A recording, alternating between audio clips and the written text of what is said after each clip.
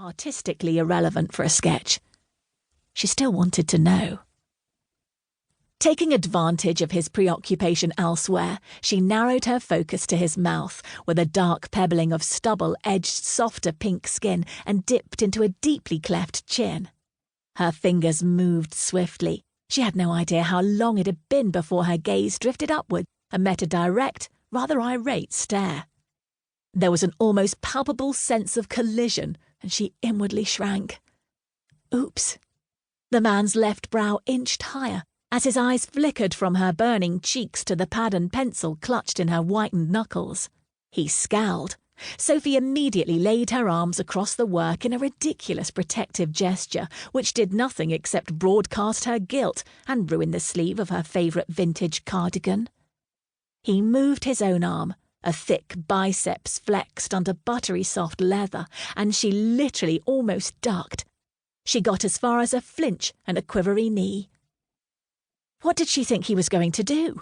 Pistol whip her? He was more likely to kick her out of the building with understandable annoyance. In front of hundreds of strangers, a handful of journalists, fellow art students, and her favourite tutor.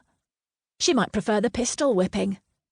A second guard made a timely entrance, a snazzy black device clutched in his hand, and began to speak to his colleague in rapid sentences. She let out a quick breath, grateful for the reprieve. Their body language was tense. She cast a quick glance about the room, wondering if she ought to be concerned. There was no obvious sign of fire, impending theft, or other interesting catastrophe. The exhibition was growing increasingly crowded as people wandered in after lunch, but the rooms weren't quite as busy as she might have expected. The William Ryland art collection was one of the most valuable and eclectic in the world. The British magnate had inherited from a wealthy father about 40 years ago, and then increased his holdings with the ruthlessness of a safari lion on the hunt. It was by far the most prestigious exhibition that had ever come to New Zealand, and it was a huge coup for the South Island that it had bypassed and affronted Auckland and Wellington for a small resort town like Queenstown. The Ryland Curry Corporation owned several of the biggest hotels in town, including the 5-star building in which she sat. Ryland had arrived at his property in state the week before, accompanied by millions of dollars worth of paintings and sculptures, a manicured wife, and a cluster of black-clad consultants from his global security firm. The publicity had been immense, but it had been open for 6 days now, and today had to compete with a cloudless sky and the opening of the summer festival. When she had passed the lakefront on her way to class this morning, winter-pale tourists had already been flocking to the water and the wine stalls. She had avoided the glitz and mayhem of the opening night and come alone to the exhibition on the second evening. Her cousin and flatmate Melissa had flatly blocked all attempts to remove her from the couch for company. Sophie tended to enjoy museums and galleries more on her own anyway, preferring to take her time without persistent watch-checking and impatient breath-huffing down her neck. Today's visit was for school.